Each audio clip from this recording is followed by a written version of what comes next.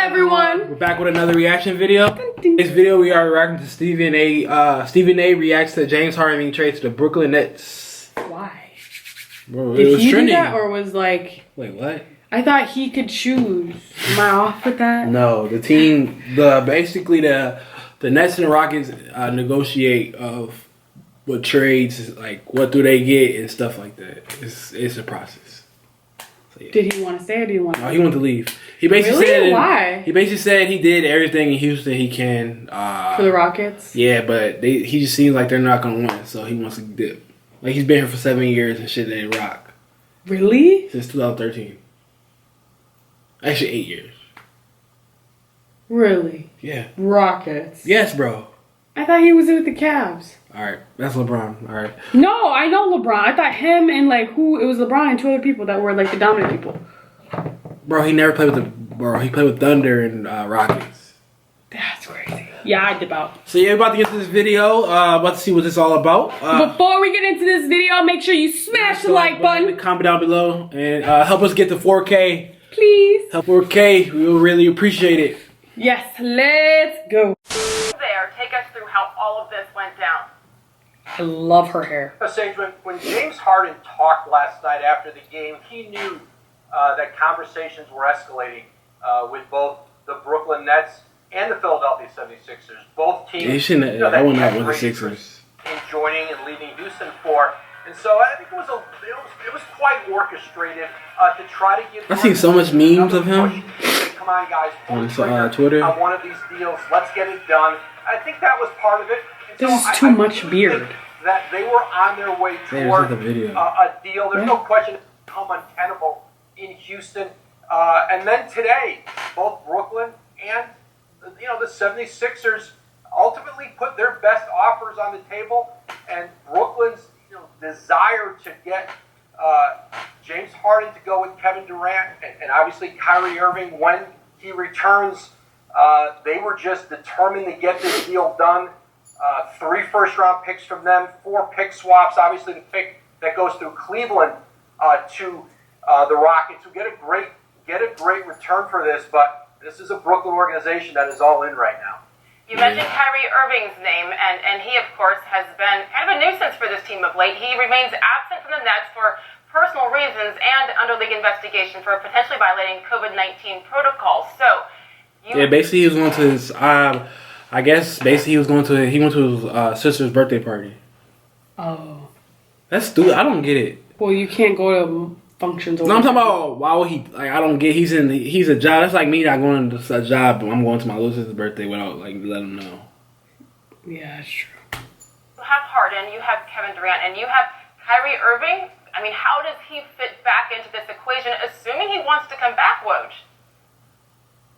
Well, he's going to have to fit back into it. But what the Nets did here by getting James Harden, listen, they know that Kevin Durant is going to be coming back up on free agency in 2 years. You're always thinking about that. And now they having James Harden there, that helps to solidify keeping Kevin Durant, who has come off his Achilles injury, playing at his old form as an MVP level player. Yes. And so Kyrie Irving can rejoin this team. He can recommit to this organization, and you have 3 MVP level players together.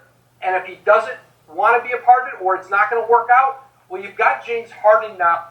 Nothing else. They got themselves a pretty significant insurance policy on Kevin Durant's future with the Nets. Yeah, we know Kevin Durant and James Harden had been communicating. They wanted this to happen. They both. It's funny because Kevin Durant tried to say, I haven't been talking to James Harden. We're not worried about James Harden. Come on now, you was talking to bro. It's cool. Get their way. We'll see what happens with Kyrie. By the way, all 3 guys making more than $30 million a year, too. My thing is, sorry, I can pause it again.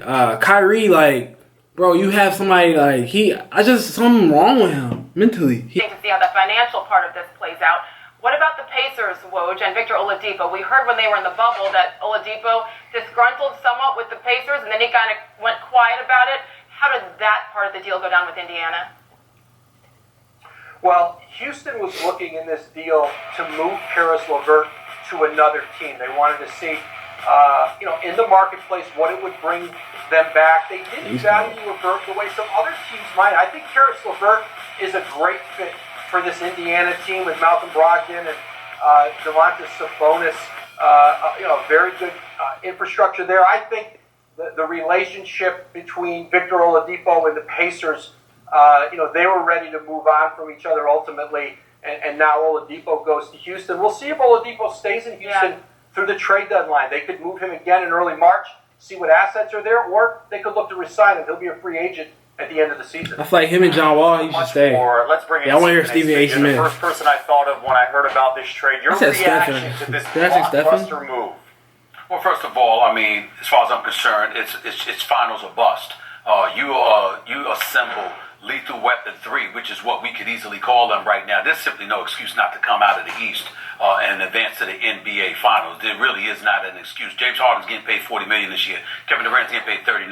Kyrie Irving is somewhere we don't know at an undisclosed location doing whatever it is that he does, but still getting $33.4 million this season. In the end, what it comes down to is that all of these brothers are big-time basketball players. This is Kevin Durant's franchise. James Harden would not be there unless Kevin Durant wanted him to be there. It's definitely a security blanket in case things continue to fall in the wrong direction as it pertains to Kyrie Irving. It's going to come down with James Harden and Kevin Durant. And let me be very, very clear. We can sit up there and we can talk about James Harden all we want to. The man has averaged over 30 the last 3 years, at least 29 the last 4 years, at least 28 the last 5 years. He is one of the most prolific scorers this game of basketball has ever seen. And more importantly than that, he loves to play the game of basketball. He doesn't engage in load management. He believes in showing up. You can worry about a few things all you want to about James Harden, but the one thing you do not have to worry about is him showing up to play the game of basketball, because he wants to play. He wanted to play with Kevin Durant, at least until this morning after all of this Kyrie news percolated.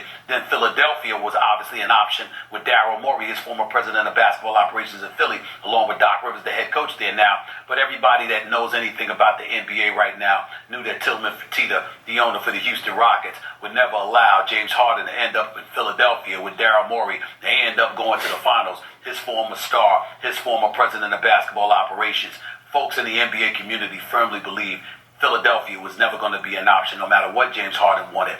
But obviously, he wants and loves the idea of playing with Kevin Durant. So the Rockets get a boatload of picks here. You mentioned the Nets, and you think it's championship or bust.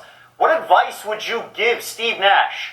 First-time head coach Steve Nash now, guiding this team with these stars. Embrace James Harden and Kevin Durant and let Kyrie Irving figure it out. You can't trust Kyrie Irving right now. It's just that simple. We're not questioning his greatness as a basketball player, his box office appeal, where his heart is at because it's in the right place. But clearly at this particular moment in time, basketball is not the priority it needs to be. And if you're Steve Nash coaching on any level for the first time in your career, you do not need to be concerned about what he's going to do, when he's going to do it, how he's going to do it, etc. You know you can trust Kevin Durant to show up and play ball if he's healthy.